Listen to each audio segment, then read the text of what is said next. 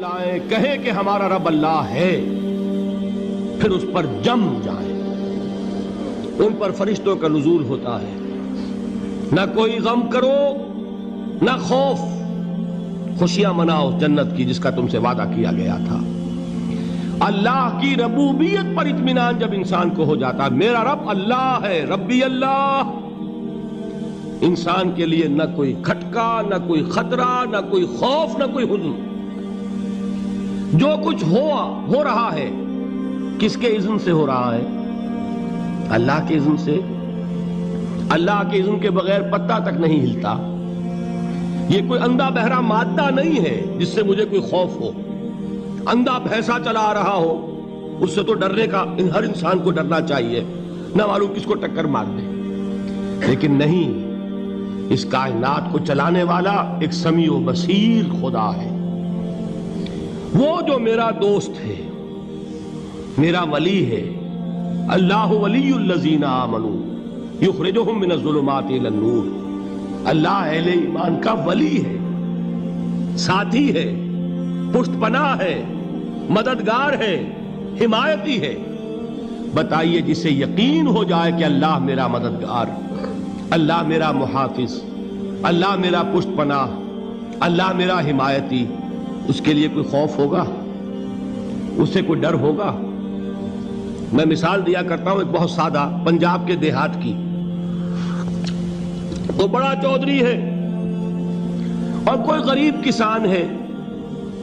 اس غریب کسان کے جانوروں کو ہر وقت اندیشہ ہوگا چوری کا، کوئی میری بھینس کھول کر نہ لے جائے، کوئی میرا بیل کھول کر نہ لے جائے۔ لیکن جس کے بارے میں یہ سب کو معلوم ہو کہ وہ جو بڑا چودھری ہے وہ اس کا دوست ہے، اس کی بچیا کو کوئی خوف ہوگا؟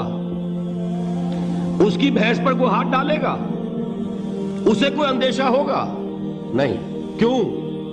کہ وہ بڑا چودھری، بڑا اس کا یہاں کا سردار، جاگیردار، سب کو معلوم ہے وہ میرا دوست ہے، کوئی میرے خلاف اقدام نہیں کر سکتا۔ اس دنیا میں یہ چھوٹی سی بات اگر آپ کے دلی اطمینان اور سکون کا باعث بن سکتی ہے تو ذرا تصور کیجئے۔ میں لفظ تصور استعمال کروں گا صرف اس لیے کہ اس کا ہم جس کو کہتے ہیں ادراک اور شعور کر نہیں سکتے، اگر کے ساتھ کر سکتے۔ اگر یقین ہو کہ اللہ میرا مددگار اور یقین ہو کہ اللہ ہر آن میرے ساتھ ہے، پھر کوئی خوف؟ کس کا خوف؟ کوئی شے اللہ سے بالا تر ہے؟ کوئی قوت اس سے زیادہ طاقتور ہے؟ کوئی اس کے ارادے کو بدلنے والا ہے؟ کوئی اس کی مشیت کے آڑے آنے والا ہے؟ یہی بات ہے جو حضور نے فرمائی۔ یہ ایمان کا حاصل ہے لب لباب، کہ دیکھو اچھی طرح اس بات کو ذہن نشین کر لو، اگر تمام انسان مل کر تمہیں کوئی نقصان پہنچانا چاہے نہیں پہنچا سکتے، مگر جو کچھ اللہ نے لکھ دیا ہو، اور تمام انسان مل کر تمہیں کوئی نفع پہنچانا چاہے نہیں پہنچا سکتے، مگر وہ شے جو اللہ نے طے کر دی۔ آپ پھر میں کہوں گا ذرا طاری کیجئے، اسے فرض کیجئے، اسے سوچئے۔ اگر اس حدیث پر ہمارا دل ٹھکا ہوا ہو تو کسی سے ڈر ہوگا؟ یہ مجھے نقصان نہ پہنچا دے، یہ میری رپورٹ خراب نہ کر دے، یہ میری انکریمنٹ نہ رکوا دے، یہ میرا یہ نہ بگاڑ دے، یہ میرے یہ نقصان نہ پہنچا دے۔ اس کا ڈر، اس کا ڈر، اس کا خوف، اس کی خوشامد، اس کے لیے جا کر طرح طرح سے اپنی عزت نفس کو ذلیل کروانا اس کے سامنے، یہ سب کچھ کیوں کرتا ہے انسان؟ جب سمجھتا ہے کہ اس کے ہاتھ میں میرا کوئی نفع ہے، اس کے ہاتھ میں میرے لیے کوئی ضرر ہے، یہ مجھے کوئی غضب پہنچا سکتا ہے، یہ مجھے کوئی نقصان پہنچا سکتا ہے، یہ میرا کوئی کام بنا سکتا ہے، یہ میری کوئی ضرورت پوری کر سکتا ہے، اسی کا نام شرک ہے۔ جہاں آپ نے یہ سمجھا کہ غیر اللہ کے اندر کوئی طاقت موجود ہے، وہی شرک ہے۔ بتوں سے تجھ کو امیدیں، خدا سے نومیدی، مجھے بتا تو صحیح اور کافری کیا ہے؟ شرک تو یہ ہے۔ جس پر بھی تمہیں یہ خیال ہے، کلمہ ہے یہ کلمہ سوم، لا حول ولا قوت الا باللہ، ذرا اس پر دل کو کبھی اگر آپ تصور کریں، پھر فرض کریں، دل ٹھک جائے اس پر، کوئی طاقت نہیں۔ یہی بات تھی جو شیخ عبد القادر جیلانی رحمۃ اللہ علیہ نے اپنی وصیت میں اپنے بچے سے کہی. 11ویں دینے والے ہیں، لیکن حضرت شیخ عبد القادر جیلانی کی وصیت اور تعلیمات کو کتنے لوگ ہیں تو جانتے ہو؟ یہ جن مقامات تک پہنچے ہیں وہ کس چیز کی بدولت پہنچے ہیں؟ انہوں نے جو پیغام دیا وہ کیا تھا؟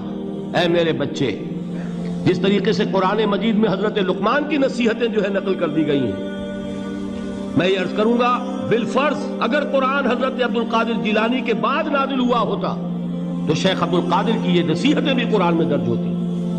اتنی اونچی نصیحتیں ہیں. اے میرے بچے، اس حقیقت کو ذہن نشین کر لے، لا فاعل فی الحقیقت ولا مؤثر الا اللہ. اس کائنات میں نہ کوئی فاعل حقیقی ہے نہ مؤثر حقیقی ہے سوائے اللہ کے. کسی شے میں کوئی تاثیر نہیں اگر اللہ نہ چاہے. آگ جلا نہیں سکتی اگر اللہ نہ چاہے. پانی ڈبو نہیں سکتا اگر اللہ نہ چاہے. زہر ہلاک نہیں کر سکتا اگر اللہ نہ چاہے. کوئی چیز فائدہ نہیں پہنچا سکتی اگر اللہ نہ چاہے. تو در در پہ کیوں سر جھکاتے ہو؟ در در پر کیوں جبیں سائی کرتے ہو؟ سب کے سامنے کیوں ہاتھ پھیلاتے ہو؟ ایک اللہ سے مانگو. ایک اللہ کے سامنے زمین پر اپنی جبین رکھو. لا فاعل فی الحقیقت ولا مؤثر الا اللہ. نظر آتا ہے ہمیں کہ پانی پیاس بجھا دیتا ہے. پیاس بجھانے کی صلاحیت پانی میں نہیں ہے، اللہ کے اذن سے. کھانا بھوک مٹا دیتا ہے. بھوک مٹانے کی صلاحیت کھانے میں نہیں ہے، اذن رب میں. دیکھیے یہی یقین تھا. حضرت موسیٰ علیہ السلام کا واقعہ یاد کیجئے. سامنے سمندر آ گیا ہے. قوم دیکھتی ہے پیچھے کہ گرد و غبار کا طوفان ہے. معلوم ہوا کہ فرعون اپنے لشکر سمیت آ گیا ہے. لشکر جب چلتا تھا تیز رفتاری کے ساتھ تو گرد و غبار کا جو طوفان اٹھتا تھا اس کا تصور کیجئے. اور لمحہ بلمحہ وہ قریب آ رہا ہے. پوری قوم نے کیا کہا؟ اے موسیٰ انا لمدرکون. اے موسیٰ ہم کو پکڑے گئے. قرآن مجید نے تو یہاں وہ باتیں نہیں لکھی ہیں، لیکن تورات میں یہ درج ہے کہ بنی اسرائیل جھگڑنے لگے، دست و گریبان ہو گئے موسیٰ کے ساتھ. موسیٰ ہمیں یہاں مروایا لا کر، اس سے تو ہم ہی بہتر تھے. وہاں کھانے کو ملتا تھا، زندگی تو تھی، بیگار ہم کر رہے تھے، موت تو نہیں تھی. اب جو کچھ ہوگا اس کا تصور کرو، جس طریقے سے ہمارے ٹکڑے اڑائے جائیں گے. تو لڑ رہے ہیں حضرت موسیٰ علیہ السلام سے. یہ تورات کی تفصیل ہے. قرآن میں صرف اتنا آیا ہے، پریشان ہو کر انہوں نے کہا انا لمدرکون. موسیٰ ہم تو پکڑے گئے. اس وقت موسیٰ کا جواب کیا ہے؟ کلا ان معی ربی سیہدین. نہیں، میرے ساتھ میرا رب ہے، وہ راستہ دے گا. بتائیے کہاں راستہ نظر آ رہا ہے؟ یہ ہے ایمان بالغیب. راستہ نظر نہ آئے تب اللہ پر یقین ایمان ہے. جیب میں پیسے ہوں اور تب دل کو اطمینان ہے تو ایمان کس پر ہوا؟ پیسے پر، اللہ پر نہیں. جب وسائل و ذرائع نہ ہوں اور پھر یقین ہو کہ اللہ مسبب الاسباب ہے، وہ اسباب کا پابند نہیں ہے، وہ اسباب کا محتاج نہیں ہے، اسباب اس کے محتاج ہیں. اگر یہ یقین ہے تو اللہ پر ایمان ہے. یہ نہیں ہے تو تمہارا ایمان اسباب پر ہے، وسائل پر ہے، ذرائع پر ہے، مادیات پر ہے، اللہ پر نہیں. اس وقت کہاں راستہ تھا؟ کوئی راستہ تھا؟ سمندر ہے اور ادھر سے لشکر آ گیا ہے. کلا ان معی ربی سیہدین. اب دیکھیے ایمان کہہ دینا آسان ہے، ہوا معکم اینما کنتم. جہاں کہیں بھی تم ہوتے ہو اللہ تمہارے ساتھ ہوتا ہے. لیکن اس کا یقین قائم ہو جائے تو زمین و آسمان کا فرق واقع ہو جائے.